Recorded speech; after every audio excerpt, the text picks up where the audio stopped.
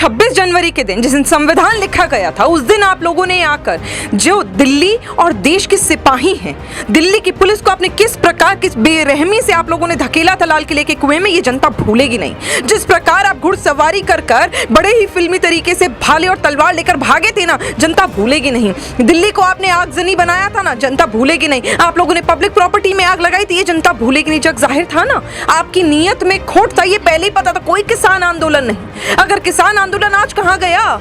आज किसान, क्योंकि आज आपको पता है कि बंगाल में चुनाव है, उत्तर प्रदेश में चुनाव होने वाले, अगली साल दिल्ली में एमसीडी के चुनाव है। आपको पता है कि चुनाव का माहौल है। चलिए अब जरा नेता नगरी में, हाँ, योगी आदित्यनाथ जी और कहाँ राकेश टिकैत।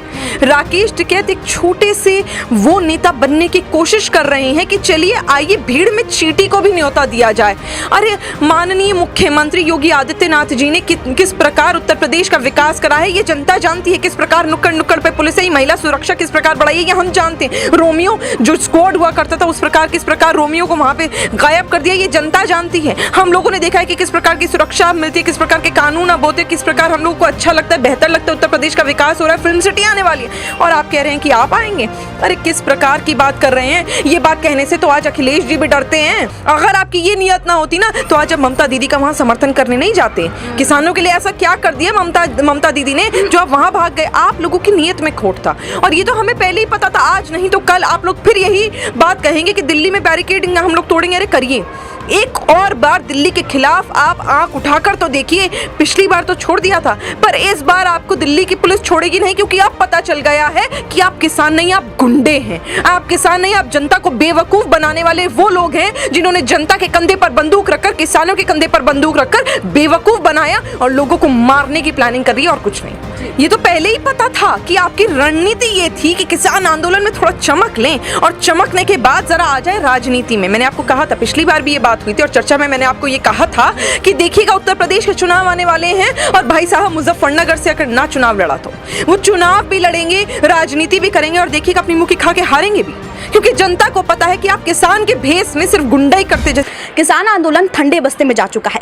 किसान नेता राकेश टिकैत बंगाल में जाके चुनाव प्रचार में जुट गए हैं, लेकिन अब किसान नेताओं का आए दिन कोई ना कोई ऐसा बयान सामने ही आ जाता है जो सुर्खियां बटोरता है। जी हाँ, आपको बता दें, किसान नेता का ऐसे ही बयान आया है। अब उन्होंने कहा है कि हम पहले तो दिल्ली के बॉर्डर पे ही हम दिल्ली के बॉर्डर पे ही हम आंदोलन कर रहे थे, लेकिन अब दिल्ली में बैरिकेड्स को तोड़कर अंदर घुसेंगे। जी हाँ, और इसी पे ज्यादा बातचीत करने के लिए हमारे साथ मौजूद है निखत अब्बास जी, जो बेबाकी से अपनी बात रखती हैं, स्पोक्स पर्सन है बीजेपी की।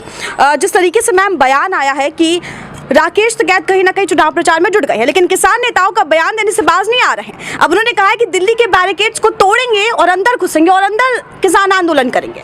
ये तो आपकी नीयत जग जाहिर पहले ही हो गई थी। जिस दिन 26 जनवरी के दिन जिस दिन संविधान लिखा गया था, उस दिन आप लोगों ने आकर जो दिल्ली और देश के सिपाही हैं, दिल्ली की पुलिस को आपने किस प्रकार, किस बेरहमी से आप लोगों ने धकेला था लाल किले के कुएं में, ये जनता भूलेगी नहीं। जिस प्रकार आप घुड़सवारी कर बड़े ही फिल्मी तरीके से भाले और तलवार लेकर भागे थे ना, जनता भूलेगी नहीं। दिल्ली को आपने आगजनी बनाया था ना, जनता भूलेगी नहीं। आप लोगों ने पब्लिक प्रॉपर्टी में आग लगाई थी, ये जनता भूलेगी नहीं। जग जाहिर था ना, आपकी नीयत में खोट था, ये पहले ही पता था। कोई किसान आंदोलन नहीं। अगर किसान आंदोलन आज कहां गया?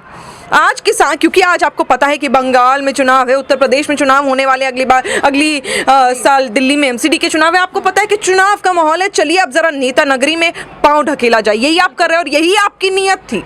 अगर आपकी ये नियत ना होती ना, तो आज अब ममता दीदी का वहां समर्थन करने नहीं जाते। किसानों के लिए ऐसा क्या कर दिया ममता दीदी ने जो आप वहां भाग गए? आप लोगों की नियत में खोट था और ये तो हमें पहले ही पता था। आज नहीं तो कल आप लोग फिर यही बात कहेंगे कि दिल्ली में बैरिकेडिंग हम लोग तोड़ेंगे। अरे करिए, एक और बार दिल्ली के खिलाफ आप आंख उठाकर तो देखिए। पिछली बार तो छोड़ दिया था, पर इस बार आपको दिल्ली की पुलिस छोड़ेगी नहीं, क्योंकि अब पता चल गया है कि आप किसान नहीं, आप गुंडे हैं। आप किसान नहीं, आप जनता को बेवकूफ बनाने वाले वो लोग हैं जिन्होंने जनता के कंधे पर बंदूक रखकर, किसानों के कंधे पर बंदूक रखकर बेवकूफ बनाया और लोगों को मारने की प्लानिंग कर रही है और कुछ नहीं। जनता भी अब सवाल पूछे, कहां गया किसान आंदोलन जो इतना उग्र था? राकेश टिकैत बिलक बिलक कर रो रहे थे, अब कहां गया किसान आंदोलन? मैं तो वही कहा ना, ये तो पहले ही पता था कि आपकी रणनीति ये थी कि किसान आंदोलन में थोड़ा चमक लें और चमकने के बाद जरा आ जाए राजनीति में। मैंने आपको कहा था, पिछली बार भी ये बात हुई थी और चर्चा में मैंने आपको ये कहा था कि देखिएगा उत्तर प्रदेश के चुनाव आने वाले हैं और भाई साहब मुजफ्फरनगर मुजफ्फरनगर से अगर ना चुनाव लड़ा तो वो चुनाव भी लड़ेंगे, राजनीति भी करेंगे और देखिएगा अपनी मुंह की खा के हारेंगे भी, क्योंकि जनता को पता है कि आप किसान के भेष में सिर्फ गुंडा ही करते। जैसे मैंने कहा था, मुजफ्फरनगर से मैं भी आती हूँ, मैं जानती हूँ वहां पे क्या होता है, कितने बड़े गुंडा है राकेश टिकैत। मैं मानती हूँ आपके दादा परदादा पूर्वज जरूर रहे हैं आपके वहां के किसान, पर आप लोग सिर्फ गुंडा ही करते हैं, वहां कट्टे और बंदूकें लेके घूमते। और आज आपने यही करा, आपने मैं कहूंगी आपने दिखाया कि मगरमच्छ के आंसू किस प्रकार होते हैं। आपने आज इंसान रूपी दिखा दिया अपने आप को। आप लोगों को राजनीति करनी थी तो पहले कर ली होती, बता देते ना। किसानों को बेवकूफ क्यों बनाए? कितने किसान जो यहाँ पर आए होते, क्यों संगठन पीछे हट गए किसान के? क्योंकि आपकी नीयत पता चल गई, क्योंकि आप खोटे हैं ये पता चल गया, क्योंकि ये पता चल गया कि जो आप किसान को बेवकूफ बना रहे थे वो गलत है, जो लॉ को आप गलत बता रहे थे वो गलत है। लॉ बहुत अच्छा है, बहुत सशक्त है और किसान सशक्त होने वाला है और ये लॉ खत्म होने वाले हैं। एक आखिरी सवाल आपसे ले चलते हैं। उन्होंने ये भी बयान दिया कि उत्तर प्रदेश में इस बार योगी जाएंगे, हालांकि इस पे हंसी भी आ रही है, उत्तर प्रदेश में इस बार योगी जाएंगे और टिकैत आएंगे।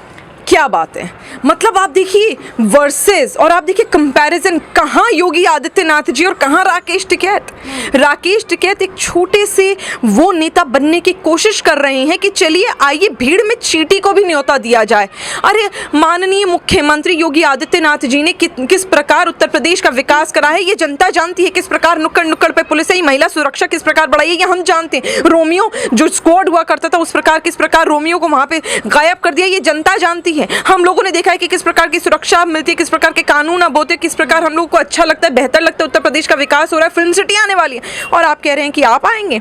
अरे किस प्रकार की बात कर रहे हैं? ये बात कहने से तो आज अखिलेश जी भी डरते हैं कि वो उनका सुपड़ा साफ होगा और अखिलेश जी मुख्यमंत्री बनेंगे। मायावती जी देखिए अपने बिल में घुसकर बैठी है, जो पूर्व मुख्यमंत्री रह चुके हैं वो इस बात को नहीं बोलते। राकेश टिकैत बोल रहे हैं कुछ नहीं, टीआरपी सिर्फ चर्चा में बने रहने का एक मनोरंजन का जरिया है वो और कुछ नहीं। मनोरंजन करिए, हास्य का विषय, अपनी पैर पे कुल्हाड़ी मारने वाले राकेश टिकैत खुद है। किसानों के नाम पर मनोरंजन करना कितना जायज? बिल्कुल जायज नहीं है, यही तो मैं कह रही हूँ। मेरे देश का अन्नदाता बदनाम हो गया राकेश टिकैत और बाकी अन्य नेताओं की वजह से, क्योंकि 26 जनवरी को आपने आगजनी करी और कहा कि मेरे देश का किसान मेरे देश का अन्नदाता करता है, जिसकी वजह से मेरा पेट भरता है, जिसकी वजह से आज मैं जीवित हूँ। आप कह रहे उन्होंने आगजनी करी? नहीं, आप लोग, नीयत आपकी गंदी थी, आप खोटे हैं, आप काले मुखौटे वाले लोग हैं जिन्होंने मेरे किसान भाई को बदनाम करा है। क्योंकि जो असली किसान है ना वो जानता है कि इस कानून से उसका कितना फायदा होने वाला है। जो मेरे माननीय प्रधानमंत्री आदरणीय मोदी जी का ये जो नारा था ना कि 2022 तक किसानों की आय दुगनी होने वाली है,